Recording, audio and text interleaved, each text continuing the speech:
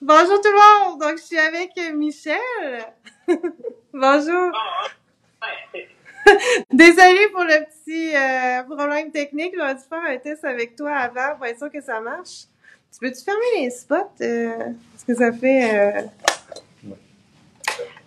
Donc, Michel, c'est ça, tu viens chez Pinceau offrir 2 séminaires. Oui. Donc, il y en a un que c'est ton super beau pont Brooklyn. Puis l'autre, c'est Sortie romantique que tu as derrière toi. Ça, Oui. c'est un projet que personne n'a vu encore chez Exact. Pinceau, là, c'est ça? Je vais te montrer peut-être plus de près. Bon, OK, ce sera pas long. J'essaie de me... Ah, OK, là, tu le vois. Ouais. Juste... Et bon. OK, ça, c'est l'autre projet que je vais présenter chez Pinceau. Super. Fait que pour les gens qui te connaissent pas, est-ce que tu peux te présenter un peu, nous dire un peu ton parcours artistique, comment ça a commencé, puis tout ça? Oui, certainement. Bon, alors bonjour tout le monde. Des problèmes techniques, hein. Moi, je suis un dinosaure, mais bon, je pense qu'on réussit quand même à s'arranger. Oui. Alors, mon nom est Michel Leblanc, je suis artiste peintre. Je peins depuis l'âge de 9 ans. Et puis, mon père est artiste peintre, hein, et il est encore. Donc, ce fut ma première influence dans la peinture. Par la suite, j'ai étudié en graphisme au cégep et lors de mes études universitaires à Concordia et à l'Université de Montréal, j'ai étudié en histoire de l'art. L'histoire de l'art m'intéressait beaucoup, sans jamais arrêter la peinture, bien entendu. Et c'est au début de la trentaine que j'ai fait mon entrée en galerie d'art. C'est la galerie d'art Josette Tillman à Saint-Sauveur qui m'a donné ma première chance. À l'époque, c'est ma blonde qui a appelé, qui a pris un rendez-vous pour que j'entre en galerie. J'en parlais déjà, mais je me sentais pas tout à fait prêt. Alors, je suis allé à la galerie d'art Josette Tillman. J'ai apporté une vingtaine de tableaux. Et puis, à cette époque-là, je faisais de la mer. Je faisais la mer, je faisais des scènes marines, je faisais des bateaux. Moi, je suis natif de Rimouski. Alors, la mer, ça vient me chercher. Je suis un amant de la mer. Et puis, à mon entrée dans la galerie, je vois une belle toile de marine. Je crois que c'est un Bruno Côté, si ma mémoire est bonne. Et le propriétaire se gêne pas de me dire oui, hein, c'est une belle pièce. Il avait listé à 19 000 Aïe, aïe. Alors, j'ai donné un coup de coude à ma blonde, je la regardais du coin d'œil en voulant lui dire dans quoi tu m'embarquais là, aujourd'hui. Tu sais? J'ai mis mes 20 toiles, une à côté de l'autre. J'ai rencontré le propriétaire, M. Tillman, qui est décédé malheureusement aujourd'hui, et qui a regardé attentivement les toiles que j'avais. Et là, il dit, écoute, il n'y a rien dans tes tableaux qui m'intéresse. Alors, ça partait pas bien, moi. Ça partait pas bien, mon affaire. Alors, il n'y a rien dans ça qui m'intéresse parce qu'on est dans les Laurentides et puis il y a des montagnes, puis tu m'amènes des toiles de la mer et puis des bateaux. Et là, je me suis empressé de lui dire, ben oui, mais là, la belle toile à 19 000 $. Et poliment, m'a dit, c'est parce que lui, c'est un artiste de renom, tandis que toi, hein, j'avais pas fait mes armes encore, mais j'étais loin, puis je suis encore loin de cet artiste-là. Alors, ça a été mes premiers pas, et il m'a demandé de faire mes devoirs, de retourner chez moi avec mes toiles, et puis de faire des scènes des Laurentides, parce qu'il m'a dit, écoute, j'aime ton coup de spatule. Alors, je suis retourné à la maison, j'ai fait mes devoirs et je suis revenu avec des toiles des Laurentides. C'est comme ça que j'ai fait mon entrée à la galerie d'art Josette Tillman. C'est un petit peu comme ça que ça fonctionne. Hey, c'est vraiment fascinant, pareil. C'est vraiment... Il n'y avait pas la langue dans sa poche, pareil. Non, c'est très gentil. Beaucoup de classe. J'ai adoré M. Tillman. Écoutez, j'ai été une quinzaine d'années à cette galerie d'art. Donc, vraiment, c'est une belle galerie familiale. Ben oui, puis là, je pense que t'es dans plein d'autres galeries d'art aussi aujourd'hui, un peu partout dans le monde même, c'est ça. Exactement. Il me demandait, dans les questions, parce qu'on s'est envoyé des questions, elle m'a envoyé des questions, et elle me demandait, c'est quoi ma démarche artistique, mes inspirations, tout ça. Alors, premièrement, moi, je peins, je fais mon croquis toujours au pinceau. Alors, j'ai le pinceau ici, attendez, excusez. Alors, jamais au crayon. Jamais au crayon de bois, toujours au pinceau, avec de la peinture brune, je fais mon croquis. Parce que à l'époque que j'étais étudiant en technique graphiste, on dessinait énormément. Même si ce métier-là nous amènerait à travailler à l'ordinateur, c'était important pour les professeurs qu'on soit bon en dessin, qu'on soit des bons artistes. Alors, juste pour vous donner une idée, dans un de mes cours, qu'on appelait le cours de dessin technique, le professeur nous demandait 50 croquis par semaine comme devoir. Aïe, aïe. Et oui, et là, je ne parle pas des autres cours que j'avais dans le programme de ma première session. Je ne sais pas si tu sais, Ariel, 50 croquis, c'est comme 7-8 croquis par jour dans une semaine. C'est énorme. Donc, à chaque fois que j'avais l'occasion, si j'étais dans un restaurant, je pouvais dessiner une cigarette fumant dans un cendrier. Au bar, je pouvais dessiner une bouteille de bière. Au parc, je pouvais dessiner un personnage. Tout ce qui me trouvait sous la main, je le dessinais. Et puis, c'est un petit peu comme ça que je me suis fait la main aussi rapide là, à faire des croquis. J'avais toujours mon scrapbook ou une napkin là, pour faire un dessin. Et par ailleurs, le premier cours en art que j'ai eu au cégep, quand je suis rentré dans la classe, le professeur avait mis une brique sur chaque table à dessin. Okay. Et il nous demande de dessiner la brique. Y a-tu de quoi de plus plate que dessiner une brique? C'est ça, c'est pas... Il n'y a pas de quoi de plus insignifiant qu'une vulgaire brique. Et là, le professeur passe dans la classe, il fait le tour des élèves, et là, il se penche vers moi. Il regarde la brique, et là, il me souffle à l'oreille. Si j'étais à ta place, je reconsidérerais sérieusement mon choix de carrière. Aïe, aïe. Ça n'a pas de sens. C'était comme pas de bon augure. Ça m'a comme donné un coup. Mais je suis quelqu'un qui est très persévérant dans la vie. Donc, je suis un bagarreur. Alors, j'ai pas lâché. Et puis, aujourd'hui, je gagne ma vie en faisant des scènes urbaines. Ben de la brique, mais de la manière que ça me tente de faire. C'est ça. J'utilise une petite spatule de 2 pouces. Alors, tu vois, c'est ce que j'utilise pour faire ma peinture. Bon, je vais la mettre devant moi, c'est ça, comme ça. Et puis, comment j'ai développé mon style? Ariel, écoute, il y a des artistes, il y a des étudiants qui trouvent leur marque rapidement. Ça n'a pas été mon cas.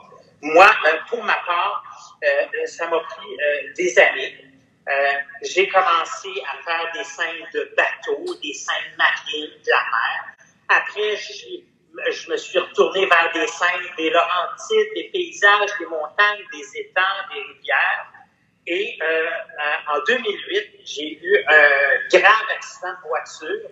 Je me suis fait écraser des 2 jambes par un chauffeur. Et j'ai été contraint de demeurer dans un hôpital de réadaptation pendant 6 mois. Et pendant les 6 mois, à un moment donné, il y a une animatrice en loisirs qui voyait que je ne sortais jamais de ma chambre. J'étais très renfermé.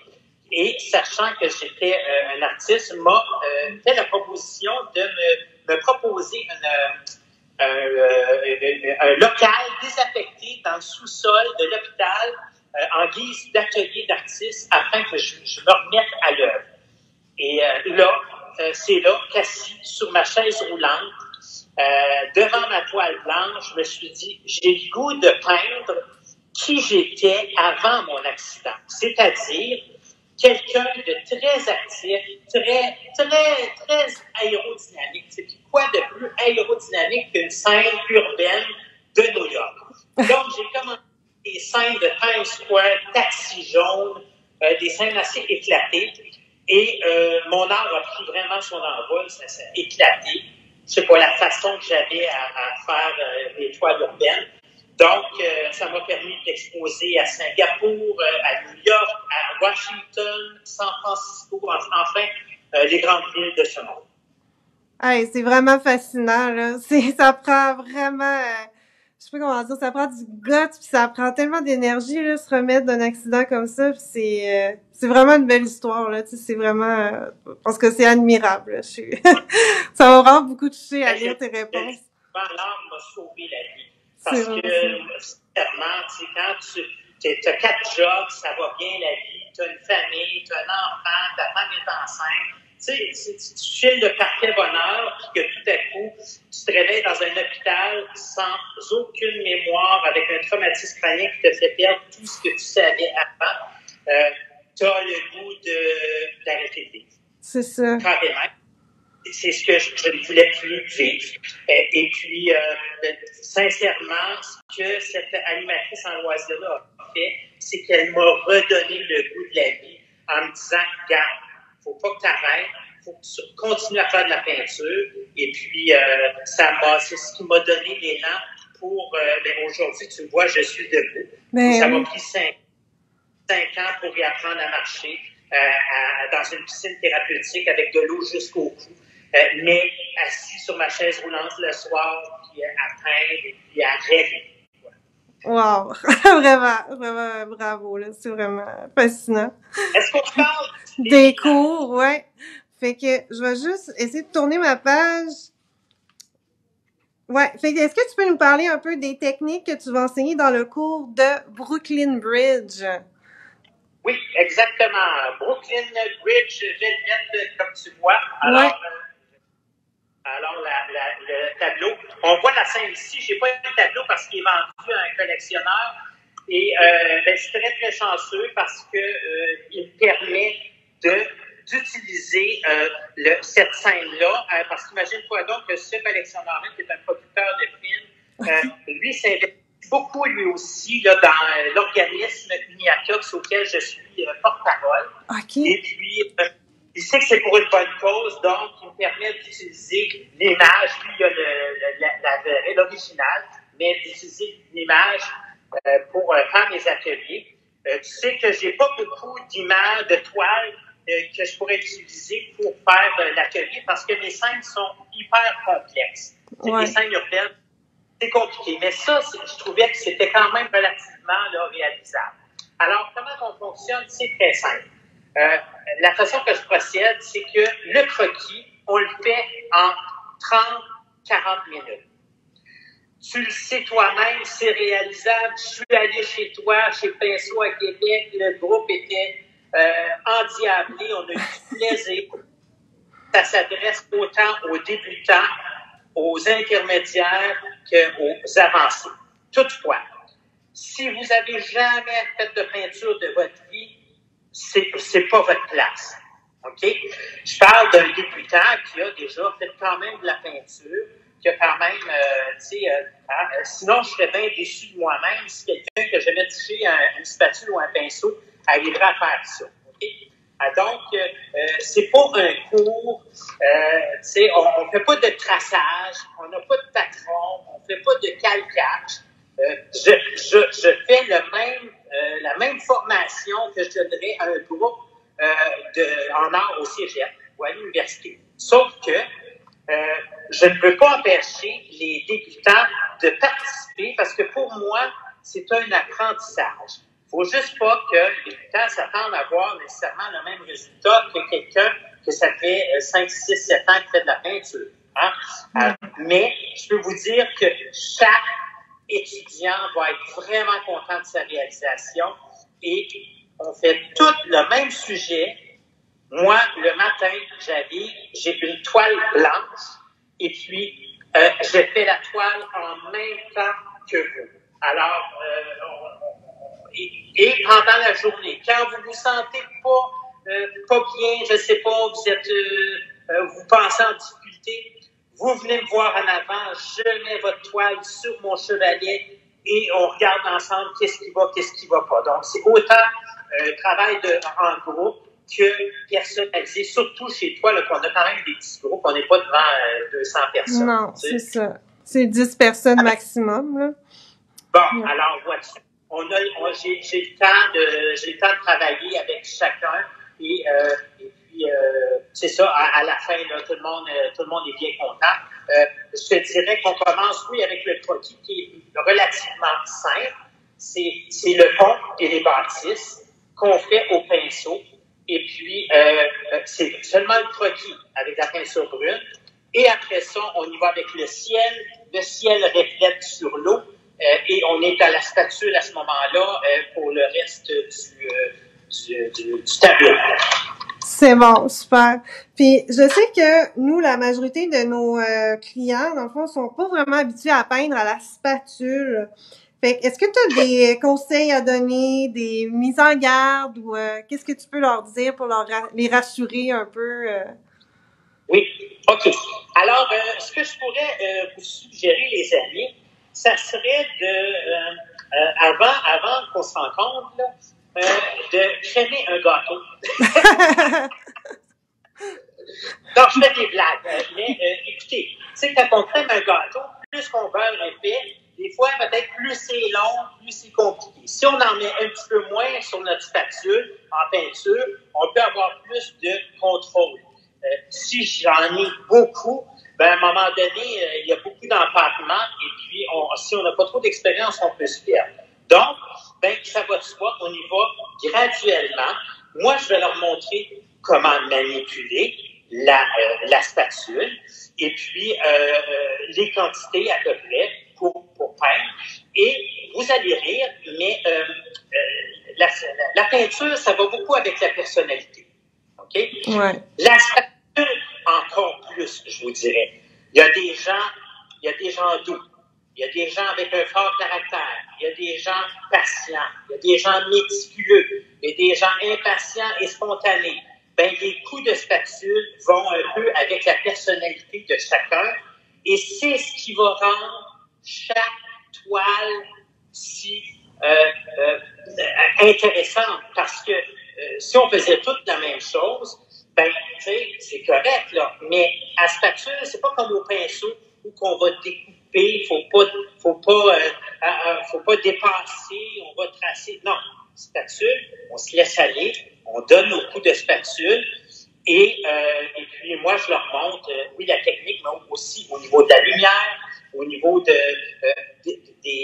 couleurs, comment on va agencer nos couleurs et puis comment on va faire du ton sur ton dans les gris. Et oui, on commence avec le gris, tranquillement, avec le ciel et l'eau.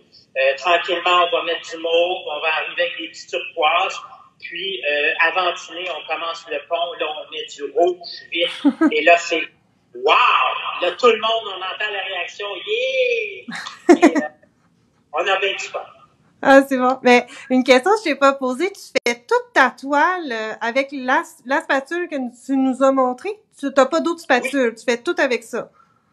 Exactement. Okay. Si je travaillais avec un plus grand tableau, oui, je pourrais avoir des spatules plus grosses. Là, on va travailler avec une 15-30, donc c'est pas énorme comme toi. Si j'arrive avec une grosse spatule, je pourrais jamais faire tous les détails que je veux faire dans Brooklyn Bridge. Alors, okay.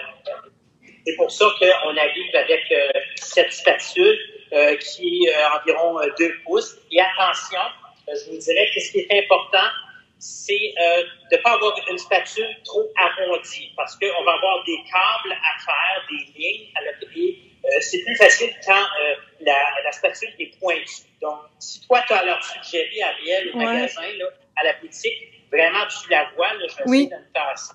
Oui. Bon, alors, une spatule assez triangle. Oui, on a exactement ça à la boutique. Oui. Au niveau de la peinture, c'est très simple.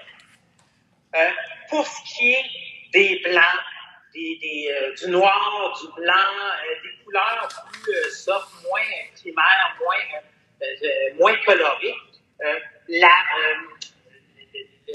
compagnie, ou je te dirais, bon, la qualité moins importante. On fait des gris et tout ça. Okay. Quand on arrive dans le rouge, là, je vous dirais, peut-être, si vous le pouvez, d'investir un petit peu plus dans votre couleur, c'est-à-dire d'aller chercher du golden. OK. C'est bon. Hein? Ouais. On sait qu'on a beau rouge, là, le beau rouge vif, tout ça. Donc, les couleurs un petit peu plus frappantes que vous voulez faire ressortir, investissez un petit peu plus dans votre tube de peinture. Moi, j'utilise beaucoup de golden, là, personnellement. Là. OK. J'aime beaucoup. Super. Parfait. Puis, question qui est fréquemment demandée aussi, c'est est-ce que les élèves vont l'avoir terminé? Je pense que tu l'as dit un peu tantôt, mais les élèves ils ont le temps de faire leur toile en une journée. Là, ils ont terminé quand ils partent. Assurément. Oui. Oui, sauf que, attention, si vous arrêtez de peindre à 2 heures, ça ne vous tente plus, ben là, c'est sûr que vous ne l'aurez pas fini. Hein? Ouais. Moi, comme je vous dis, en 30-40 minutes, le croquis est fait. On le fait en même temps tout le monde. Je commence pas le ciel et l'eau. Je touche pas la statue tant aussi longtemps que tout le monde n'a pas fini son croquis et que tout le monde m'ait montré son croquis. OK. Hein? Une fois que tout le monde est venu me montrer son croquis, on est prêt à verser le blanc, le noir, faire nos gris. Je donne les recettes et là, on étale à la spatule. Et puis, moi, sincèrement, tout le monde, je pense peut-être une personne n'a pas réussi à terminer et avait arrêté vers 3 heures et ça faisait plus d'1 an qu'il n'avait pas fait de peinture. OK. OK? Alors, mais sinon, tout le monde, et je vous dirais, là, ben oui, à 3 heures, on est derrière tout le monde, on est fatigué. Depuis 9 heures le matin qu'on est sur un tableau. Mais, c'est pas facile, la peinture. C'est pas si facile qu'on le pense. Il faut pas penser à arriver, puis en un clignement de doigts, que tout d'un coup, l'image va apparaître. On s'attaque quand même à une scène qui est urbaine, une scène qui n'est pas si simple, mais regarde, j'en ai fait des ateliers là, avec Brooklyn Bridge Velvet, les gens sont pas contents et toutes les écoles me rappellent pour en faire. Donc, à quelque part, c'est que oui, c'est réalisable, oui. À la fin de la journée, on va prendre une belle photo, tout le monde ensemble. Oui, on va mettre les toiles toutes une à côté de l'autre et chaque toile va diverger quelque peu selon vos coups de peinture, selon chaque artiste. Ben, il y en a qui me disent qu'ils peuvent, quelqu'un peut modifier la couleur. Oui, oui. Ben oui, ben j'espère, je l'encourage. Si quelqu'un aime de mettre des couleurs plus féminines dans sa toile, plus de mauve, même peut-être mettre un peu de rose à l'horizon du ciel, ben oui, pourquoi pas? C'est faisable, on le voit sûrement pas bien à l'image ici, là, mais c'est réalisable. Moi-même, à chaque fois que je fais la toile, je ne compte plus le nombre de fois que j'ai fait la toile, je la fais toujours différemment. C'est-à-dire que ça va toujours être le même fond, ça va toujours être avec des bâtisses en arrière, sauf que peut-être que je vais décider de faire le voilier, la voile différemment. Peut-être que je vais y mettre un peu plus de turquoise ou un petit peu plus de mauve. C'est la même chose pour les participants. Il y en a qui vont dire « Ah, moi j'ai le goût un petit peu plus de turquoise foncé » ou « Je veux y aller plus doux, en douceur ». Donc, des turquoises plus doux, moins foncées. C'est ça. Ouais, c'est bon. Puis, est-ce que tu peux nous parler un peu de ton séminaire aussi sortie romantique? Tu dis que il y a du pinceau là-dedans. Fait que as-tu des techniques différentes ou ça revient un peu... je sais qu'il y a de la spatule aussi, là, mais... Bon, alors... je voulais arriver, tu sais, c'est toujours la question, est-ce que c'est réalisable? Hein? C'est ça. Donc, j'ai seulement 2 sujets. Moi, j'en fais pas d'autres jusqu'à maintenant. C'est les 2 seuls sujets puis c'est les 2 seuls que j'ai proposés. Donc, les gens avaient dit, ben, c'est un ou l'autre. Je voulais arriver avec quelque chose de très coloré. Alors, là, je ne sais pas si tu le vois, j'essaie de voir, là, ici, ça, comme ça. En tout cas, bon. On la voit bien. Très, très, très coloré, sortie romantique. Sortie romantique, Oui, on va toucher un petit peu au pinceau. C'est-à-dire que on fait le croquis au pinceau, comme Brooklyn Bridge Verbier. Moi, je veux que les participants, quand ils vont venir rencontrer Michel Leblanc, vont voir Michel Leblanc travailler comme s'il était dans son atelier. Alors, vous allez travailler de la façon que je travaille. C'est un petit peu pour ça que les écoles engagent plus de professeurs pour voir chacun leur façon de travailler. Donc, j'arrive, la première chose qu'on fait, c'est les deux petits bonhommes, OK? Et puis, oui, on fait le croquis au pinceau. Après, on va toucher à la spatule et au pinceau parce que, comme tu vois, il y a des écriteaux café. Café, il est écrit pas à la spatule, mais au pinceau. Et puis, il y a des petites touches qu'on va faire au pinceau également. Okay. Donc, mais c'est en gros, c'est beaucoup fait à la spatule. Et puis, c'est pour ça que je disais qu'il y a un petit mix de pinceau aussi. Là. Donc, et puis, c'est une toile, vois-tu, ça c'est une toile aussi. Là, je l'ai avec moi, mais qui s'en va, qui est déjà là, qui est déjà un acquéreur au Michigan, à Jacksonville. Donc, je n'ai pas la toile, mais je vais avoir... quand je travaille, j'ai toujours des images comme ça, des images pour chaque élève. J'ai quand même bien équipé. Là. Les gens se sentent en sécurité. OK, super. Mais de toute façon, tu la refais aussi pendant le cours, fait que les gens peuvent te suivre étape par étape, fait que ça va bien. Puis, ben oui, je suis devant eux et on le fait ensemble, étape par étape. Il y en a qui sont plus rapides que d'autres, il y en a que moins, mais en bout de ligne, on termine tout, on a tous fini. Normalement, je te dirais, là, à 4 heures, la majorité, presque tout le monde a terminé. Okay. Parce que à 4 heures, souvent, j'arrive avec des petites surprises que je ne veux pas divulguer aujourd'hui. Mais normalement, là, à 4 heures, les gens ont fini, même si l'atelier se termine à 5 heures. Okay. Je vous le dis, on se fait du fun, on rit, on a du plaisir. Je sens la terreur le matin. Il y a un gros silence les premières minutes lors du croquis. Et plus la journée avance, je peux te dire, il y a des blagues que je peux pas raconter. C'est bon. Les gens sont plus détendus. Et puis, on prend une heure pour dîner. Pour dîner, on étend les toiles, on regarde notre travail. Je parle un petit peu aussi de ma carrière. C'est des galeries d'art. Je leur parle selon les endroits, les villes, les pays où je suis, comment ça fonctionne. Les gens aussi apprennent beaucoup de choses sur le travail en dehors de l'atelier. Parce qu'un artiste de peintre, pour gagner sa vie, je te dis, il faut que tu sois plus, en tout cas, autant ou plus d'affaires, business, que artiste. Ouais. Si tu veux faire, nourrir ta famille et ta maison et tout ça, puis que les toiles sortent, 3-4 toiles sortent par semaine, il faut que ça roule. Hein? Donc, il y a tout cette là. Les gens aiment bien écouter un petit peu là, comment je procède pour approcher les galeries. OK. Ah, c'est super intéressant. Fait que peut-être qu'en dernier, on pourrait parler un peu de l'organisme, en fait, pour lequel tu fais tous ces séminaires-là. Donc, le projet, super beau projet que ça finance, puis auquel les gens vont participer justement en s'inscrivant avec toi. Oui. Alors, tout le monde qui s'inscrit à l'atelier va contribuer au financement d'un livre, d'une série de livres, mais dans le fond, c'est le tome 5. Moi, je suis porte-parole depuis 7 ans pour un organisme qui fait la prévention des toxicomanies, la prévention voyons, là, j'ai un blanc de mémoire, des dépendances, excusez-moi.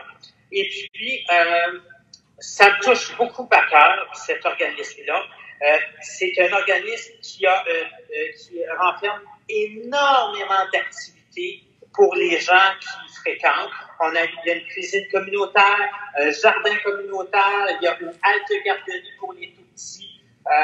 Et l'activité pour laquelle je m'implique beaucoup là, depuis quelques années, c'est une série de livres pour enfants.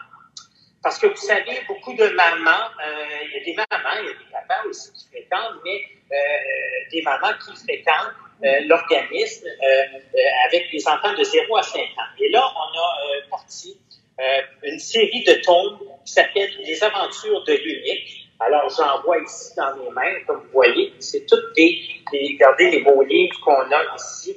Alors, tous des livres pour enfants.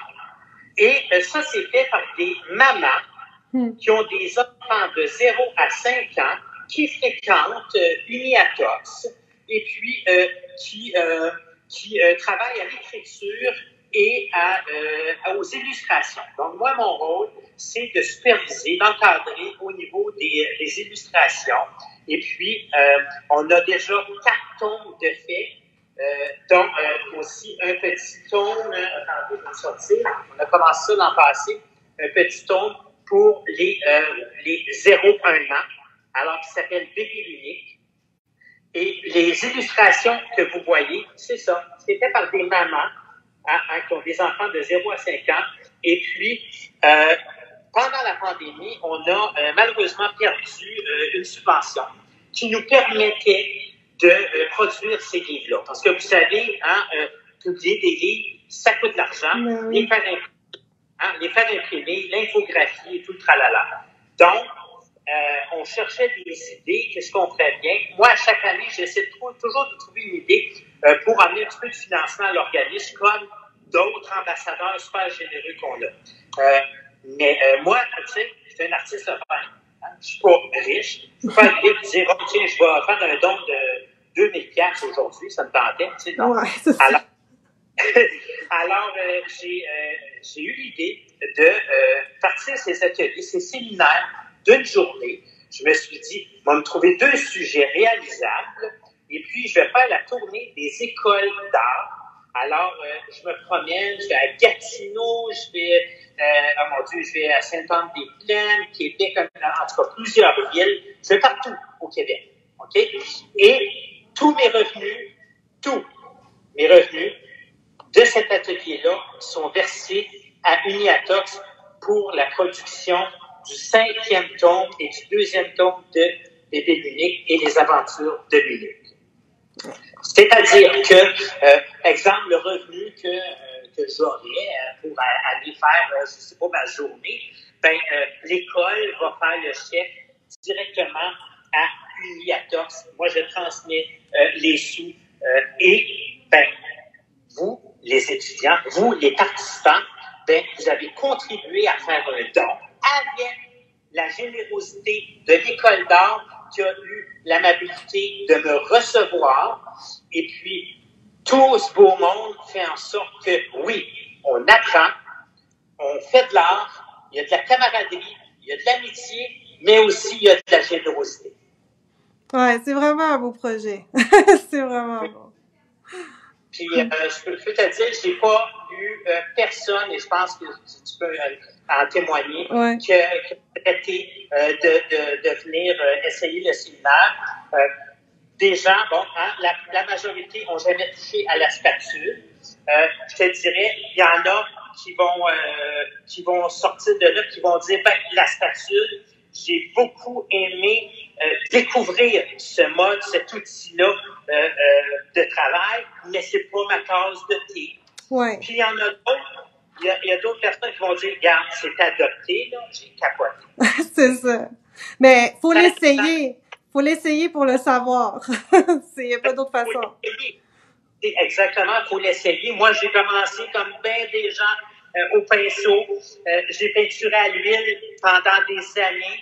Quand mon travail explosait un petit peu là, en galerie, il fallait que je des tableaux beaucoup plus rapidement. J'ai transféré à l'acrylique dans le milieu de la trentaine. Et puis maintenant, j'ai découvert à un moment donné la spatule, ça a été fini. C'est maintenant la spatule. Sauf que Ariel, tu sais, c'est comme n'importe quel métier. Si quelqu'un arrive et dit, moi, je veux faire un mur, m'a planté le mur. Si tu donnes la truelle, je suis pas sûr qu'il va faire un mur comme quelqu'un qui fait 40 ans qui fait du plantes. Non, c'est normal. c'est normal. J'étais à Baie-Saint-Paul la semaine dernière pour faire de la peinture en direct, justement. Oui. Quelqu'un me dit, hey, toi, ça te prend combien de temps à faire cette toile-là? Et à chaque fois, tu sais ce que je leur réponds? Mais non. Écoutez, J'ai commencé à peindre à l'âge de 9 ans. J'en ai 52. Ben, ça fait 40 ans. Ça m'a pris 40 ans à faire cette toile-là. C'est bon, c'est une belle façon. Parce que réaliser, exemple, moi, là, Brooklyn Bridge, là, je le fais en 3 heures. OK? Ben, faire un Brooklyn Bridge en 3 heures, ben, je pourrais pas le faire si j'avais 1 an d'expérience en peinture. Mais après 40 ans, c'est ça. Donc, oui, des fois, ça a l'air impressionnant. J'ai fait une peinture une journée en direct à la Galerie d'Art. Les gens pouvaient y aller. Oui, mais il y a des années là, en arrière. Mais oui, il y a l'expérience, puis tu te raffines à chaque toile, tu sais, c'est ça, là. C'est mon quotidien. Je suis assis devant mon chevalet à la journée, tu sais, comme un plombier qui travaille la plomberie, comme un sculpteur, comme n'importe quel métier. C'est ça, exact. Hey, merci beaucoup, Michel. C'était super intéressant. Ça donne vraiment le goût de s'inscrire, en tout cas. Fait que... Ben, j'espère. Puis je vous attends un grand nombre. Il y a des gens de Québec qui vont être sûrs. Je vais me lever de bonne heure ce matin-là. Oui. Partir de Montréal. Partir de Montréal. Je vais être en forme. J'ai tellement hâte de vous voir. Et je vous le dis, à la fin de la journée, vous allez sortir tellement avec une belle œuvre. Et dites-vous, le pont de Brooklyn, il y a une raison aussi pourquoi je le fais. Le pont, c'est rassemblant. Ça unit le ciel, la terre. Ça unit, donc, on est ensemble, on est rassemblés, on apprend ensemble, on se raconte des anecdotes, puis vous sortez avec un super de beau tableau. Alors, n'hésitez pas, si vous avez des questions, allez voir Ariel, et puis on se voit très bientôt. Oui. Hey, merci beaucoup, Michel. Merci, Ariel. Bye-bye. Bye-bye. Bonne journée.